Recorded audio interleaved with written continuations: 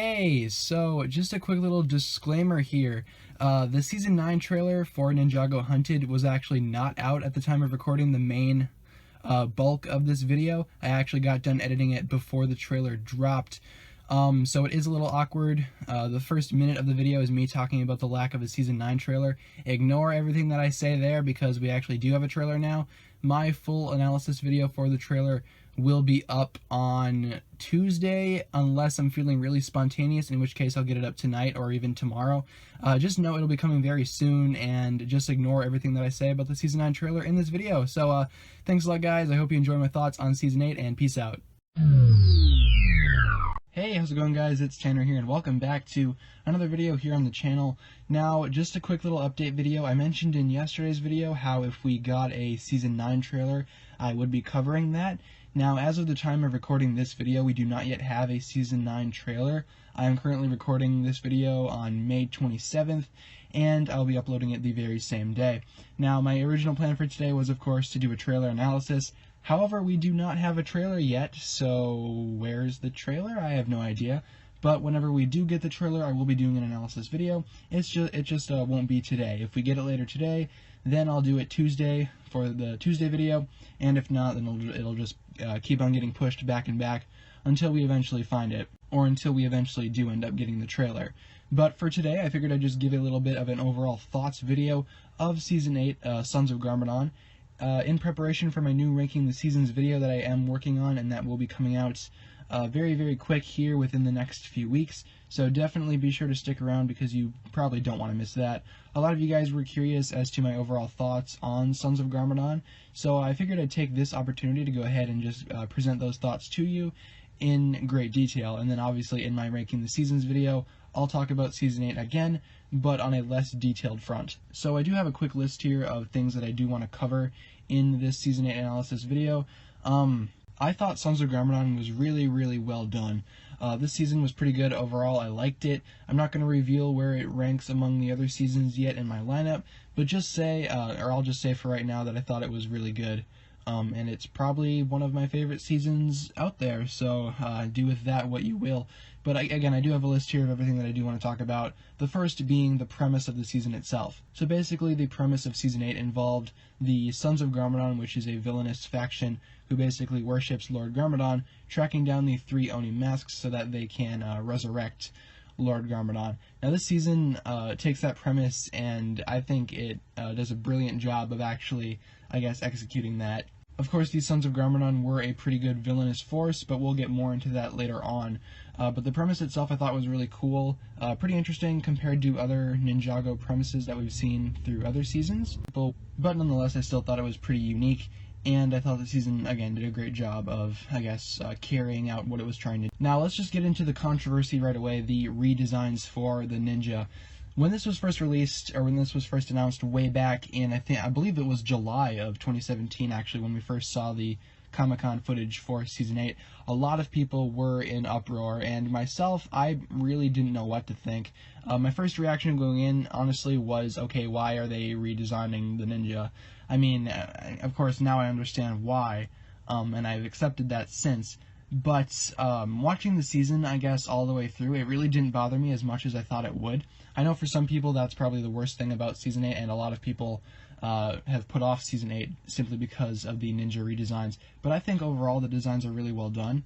I love the Ninjago movie designs for the ninja, with a few exceptions, the one being Jay's design. I'm not really the biggest fan of that one, but you know what, I'll accept. And I thought that it was important for the series to go ahead and incorporate these new designs into its narrative and sort of show a little bit of progression for the ninja. The ninja are supposed to be a little bit older, as a year has passed since the ending of Season 7. And for the most part, these designs do a great job of replicating, or at least expressing, older versions of the ninja, with the exception of, again, Jay. But still, nonetheless, I thought it was fine. The ninja do get new weapons this time, too, and that's pretty cool. They all have their weapons from the Lego Ninjago movie, except for Jay, who still has his nunchucks, and I think Nia had a spear in the Ninjago movie, right? So I think that weapon's still the same. Otherwise, Cole with his hammer was really cool. And speaking of Cole, I do need to mention how I thought it was awesome that they kept his RX form relevant and actually kept him using that. Even though his ghost scar is no longer a part of his character, he still has it and you can still see it, when he's powered up in his RX form, so I thought that was a pretty nice touch. Also, I think Zane's little gimmick where he switches through the human and titanium forms was pretty cool. I feel like it wasn't really necessary most of the time for him to be in his human form, but I still thought it was cool nonetheless. Of course, the ninja redesigns were actually implemented to, I guess, draw a connection from the Lego Ninjago movie, which a lot of people were confused about why that was even a thing, because the Ninjago TV show and the movie are not connected in any way. But even so, I felt like giving the ninja new redesigns was a good way to spice up the series a little bit more. I will say, though, it does seem a little awkward when the ninja are standing next to side characters that haven't changed, but we'll talk about some of those side characters right now. Specifically, some new ones first, starting off with Hutchins. Hutchins as a character, I feel like, was a little bit of a waste, and I feel like if they don't do more with Hutchins' character in the future, it'll kind of be like a scenario where you sort of think, okay, why even introduce this character to begin with? Hutchins was unfortunately killed off in this season pretty early on, actually, which is a shame because I expected so much more from his character, especially since he got an actual minifigure for his character. I figured he would be more important, but who knows, maybe he'll pop up again down the line, or maybe they just had a lot of plans for him originally that didn't go all the way through.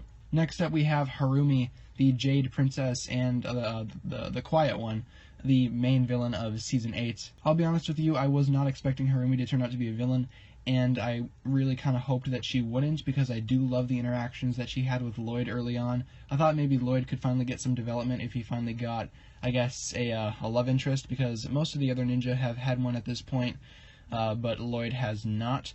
But I figured Harumi would be the next step, but unfortunately, she is a villain, so I don't think that's going to go anywhere. However, I will say Harumi as a villain is pretty cool. I love her outfit that she has after she becomes a villain, and I'm a really big fan of, I guess, her motives in general. Her backstory was really well done, connecting her to the very first season of Ninjago, which I thought was awesome, and I guess her motivation for actually trying to resurrect Garmadon isn't the craziest thing ever, so that's pretty cool. Next up, we have Baby Master Wu. Master Wu has returned in the season as, a little baby version of himself, which I think is pretty cute, and I do like that. Baby Wu in general I thought was a really cool addition, and I can't wait to see how he grows up in the future of the show. Next up, we have Pixel, otherwise known as Samurai X. Pixel got a little bit of development in this season as well, and for that I am really thankful. Pixel in the past, or at least during Season 3, was really well done, but then she got dismantled during Season 4, and throughout Seasons 4 through 7, she sort of was just in Zane's head as a sort of AI, or maybe like a Jarvis, if you will, to, I guess, Tony Stark's Iron Man. But in Season 8, we finally get her back in physical form, and she is the mysterious Samurai X from the last season of Ninjago, which is a pretty cool connection there. Alright, now let's go ahead and talk about some of the villains for Season 8. The Sons of Garmadon themselves were really cool, and they were a really interesting group, I'd say. They weren't like superpowered people like, I guess, maybe some of the other villains in the past. They didn't have any sort of powers. They were just a bunch of street thugs, and I felt like that made things more realistic, but we'll get more into the realism of Season 8 later on. But I do need to specify, I really did enjoy some of the, I guess, Sons of Garmadon generals. Starting off first, talking about Mr. E. Mr. E as a character is really interesting to me because he certainly is a mystery that explains how he got his name. But Mr. E in general was really well done. We do know that he's some type of ninjroid, and I've made countless theories talking about who that character could be. Of course, we don't know if any of those theories will end up being true, but we'll probably find out soon enough. Ultraviolet I thought was really cool. She was a little bit too crazy for me, and I really didn't find her character, I guess, too appealing. But she was fun. She was a fun character. Kind of reminded me a little bit of Harley Quinn from DC. So there's that. But again, she wasn't really my favorite Sons of Garmadon member. In fact, I'm going to say she's probably my least favorite out of all the generals. Next, we get into Killa. Killa, for some reason, a lot of people really do like. I don't really see the appeal in Killa. I mean, I thought he was okay. I didn't think he was spectacular or anything. But he was an okay character. I liked having another Big Fig in the series, and I think Killa was a big improvement over the last one, that being Dogshank from Season 6. But yeah, Killa in general I really didn't feel like was that appealing of a villain, and he's personally not one of my favorites, but you know what, you guys do whatever you want. And finally, we have Garmadon. We already talked about Harumi, so just specifically going into Garmadon here. Garmadon is back. Lord Garmadon has returned, and he's not the same Garmadon that we remember. Of course, I'm not just talking about the redesign, I'm talking about the actual character in general, and that's all intentional, though. Like, Garmadon isn't supposed to be the old Garmadon in this season. He's supposed to be this new, I guess, shell of his previous self, who really only cares about one thing. That one thing, of course, being conquering Ninjago, which of course was always his original intention, but I felt like he had a little bit more of a human side to him, if you will. But this version of Garmadon definitely does not have that. This version of Garmadon is ruthless and evil in nature, and I do think that's really interesting to see, and I think it definitely builds upon Lloyd's character specifically, because of course his father has returned out of nowhere, and he's not anything like what Lloyd remembers his father to be. Of course, Garmadon could not come back without the 3 Oni masks, and the Oni masks themselves I thought were a pretty good MacGuffin. We've seen collectibles in Ninjago before, golden weapons, serpentine staffs, elemental blades, you name it, we've seen everything. But this is the first time that we're seeing something that's really not, I guess, the traditional weapon, if I'm remembering correctly. And I think that's really interesting.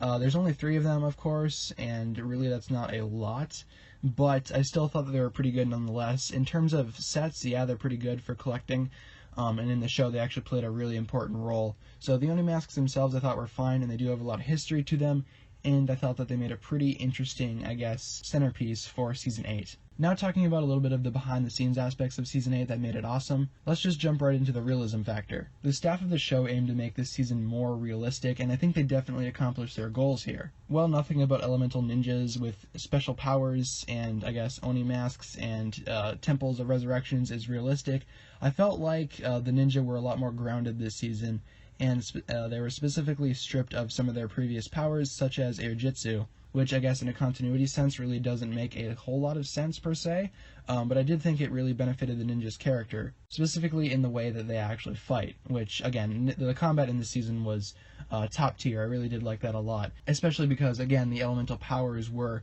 I guess, limited to make things more realistic and hands-on. And that also contributed to the show's darker tone this season. Ninjago in the past has been pretty dark at times, but this season felt a lot less peppy than previous versions, or previous seasons rather. You could tell this season was trying to go for a darker feel just by watching the intro alone. A lot of people were upset that the Weekend Whip was not in the opening theme song, but I felt as though having the Weekend Whip in there with such a dark season would kind of clash the tones, and other people have said this before, and I definitely agree with them. Of course, people will get mad over anything, and I understand why some people were upset about the Weekend Whip being cut, but I think it's supposed to be in Season 9, and it actually did show up in Season 8 at some points. It just wasn't in the opening. I also enjoyed the connection to older Ninjago here.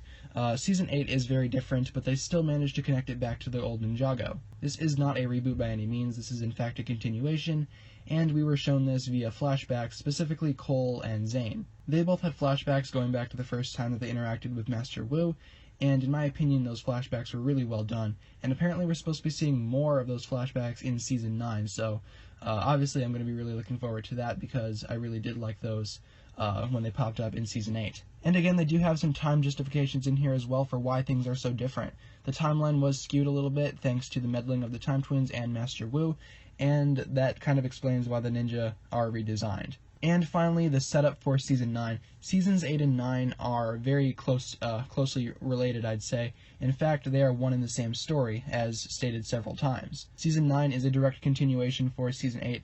Think of it pretty much as one giant 20-episode season. And the ending of Season 8 introduced a direct lead-in for Season 9, which I thought was pretty interesting. They didn't reveal a whole lot, but we did see, I guess, a little bit of what Season 9 will be like. So again, that was really interesting, and I can't wait to see how Seasons 8 and 9 work together to tell a coherent giant story. So with that being said, guys, that'll just about wrap it up for my overall thoughts on Ninjago Sons of Garmadon. Hopefully this video was comprehensible and I really didn't ramble a lot.